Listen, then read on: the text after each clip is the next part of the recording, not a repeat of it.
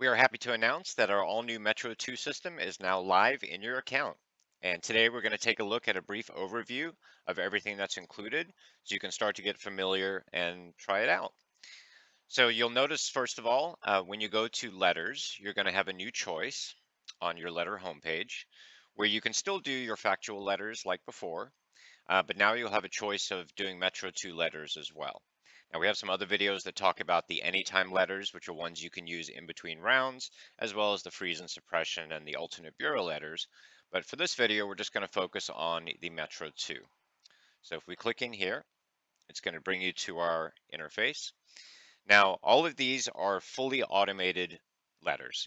There are several options that you can choose. We have a couple of different versions that are kind of pre-done, and we're just going to talk through some of those now. So if you notice on our interface, it's kind of similar to what you used to before with the factual letters. At the top here, we're just going to choose the type, right? So we have a couple different ones. So we have shock and awe, which is generating one letter per bureau with all the selected items in it. And then we have a tactical strike, which generates a single letter for each item. So if you wanted to send, for 20 items, 20 separate letters just to, bombard the bureaus to make sure that something gets through, you could use that strategy. Divide and conquer. This one here basically takes all the items that you have and it limits how many items appear on each letter. So if you had 20 items, and you did 5 per letter, you would end up with, 4 separate letters with 5 items each to be able to send out. The precision attack, this one creates a separate letter for each dispute type. So if you had your collections or you had your accounts or public records, it'll generate one of those separately. And then down here we have some static letters as well. We got the hard inquiry removals, collection specials, and a personal information static letter. But the ones we're going to focus on today are the automatic generated content letters. So for the purposes of this demo, we're just going to pick the one letter per bureau.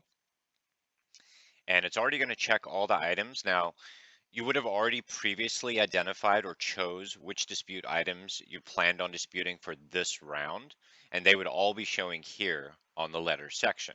So basically everything on this page is what you're going to be working with, and it's all pre-selected. But you can uncheck them. If you only wanted to do a couple in this shot, you can always come back and do more. And then down below here, even though we chose this option, you can actually still limit how many accounts appear in each letter, how many inquiries appear in each letter. But really on this first one, we're kind of going with everything on one letter per bureau. Now down here at the bottom, there are 4 options.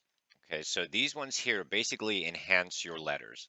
So you have a standard one, which will always include your reasons and instructions, and it will have the table data and layouts, which we're going to look at in a minute, along with all the Metro 2 codes and violations.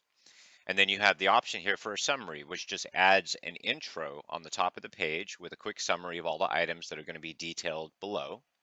And then we have the advanced one, which is basically the summary plus automatic generated brief descriptions. So if you didn't want to use your own reasons and instructions, you could rely on the system to actually generate those for you. And then we have the everything one. So this one here gives more detailed generated descriptions on each item. So you can experiment with these and decide which works for you. But we're just going to we'll just go with everything on this one. And we already have all of our items selected.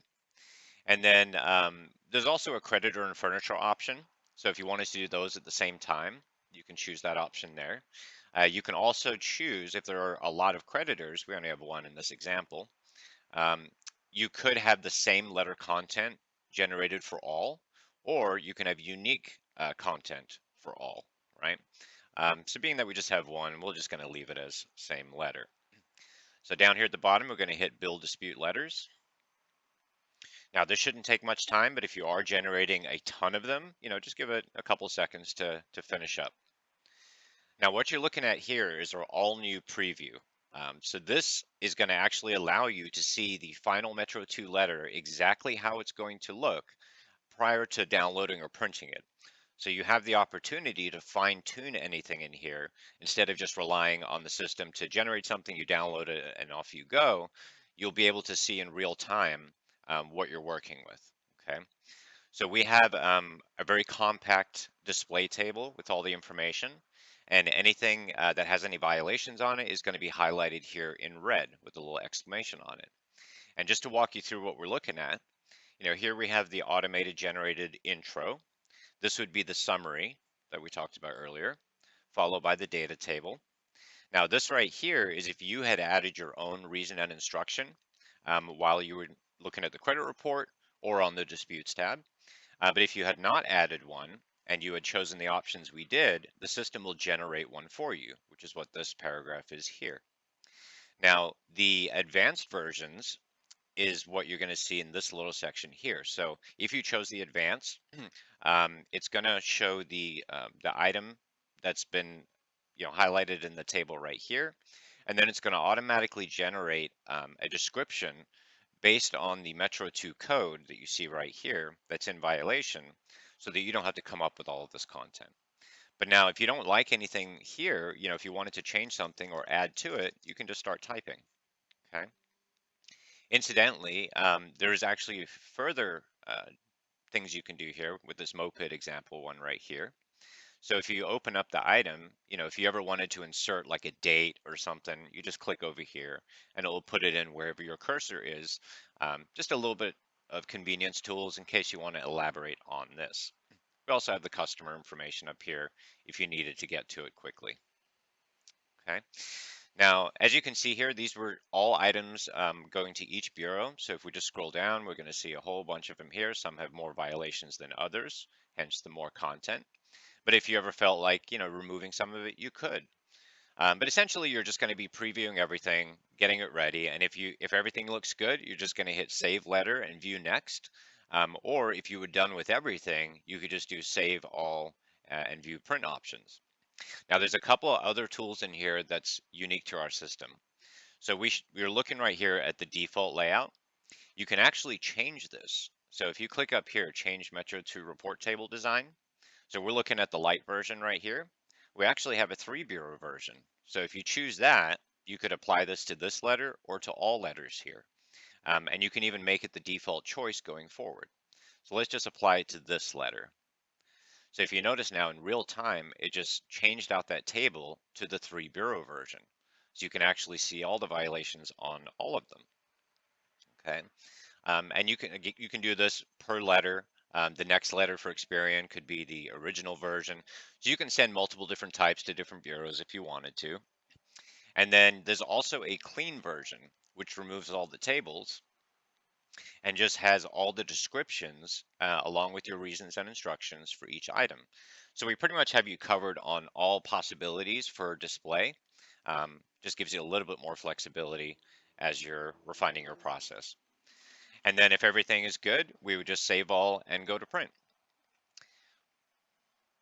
Now that you've seen how the generation process works, let's take another look at a different example.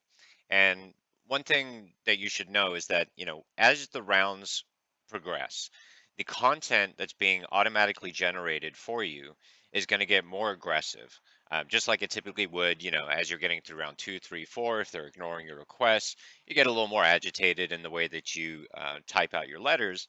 Same thing is going to happen, but completely automatic. So it's not something you have to worry about. So let's take another look at a different example. So if we want to try this one, divide and conquer. So the idea behind this is you're going to list a maximum amount of accounts and inquiries per letter. Okay, so we're going to choose that. So by default, it actually shows them right here. If you wanted to adjust this, you could say, all right, well, I'd rather do 10 items per letter and, 10 inquiries as well. But let's leave it at the default for now. And then it's already got everything pre-checked for us. So let's go ahead and build those letters.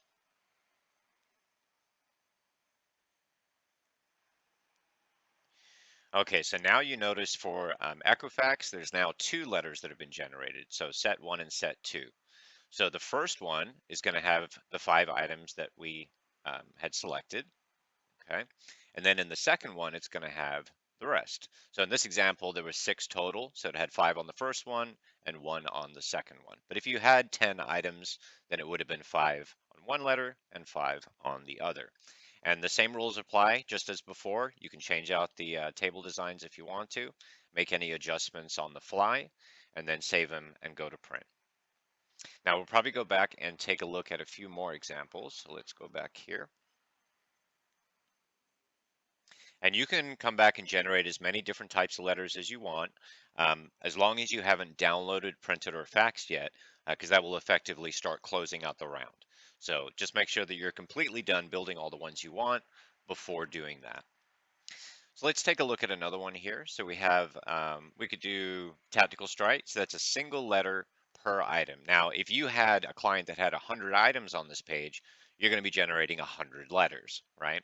And the idea behind it, is just to swarm and overload and, send as many as you can to the bureaus, having, more chance that they're going to get opened versus a single one with all. But, it's not necessarily the case either. You just got to try different methods for success. So in this example here, we got one item per letter and everything is already checked. I guess we may as well just do the creditor as well while we're at it. And let's go ahead and build those. Now, these ones may take a while, especially if you have a lot of items. In this example, I think we have about 15 or so it's not too bad. But again, if you had like 100 plus, just let it take its time to build it all for you. So if you notice here, we have all these set 1, 2, 3, 4, 5. So obviously those are grouping them together.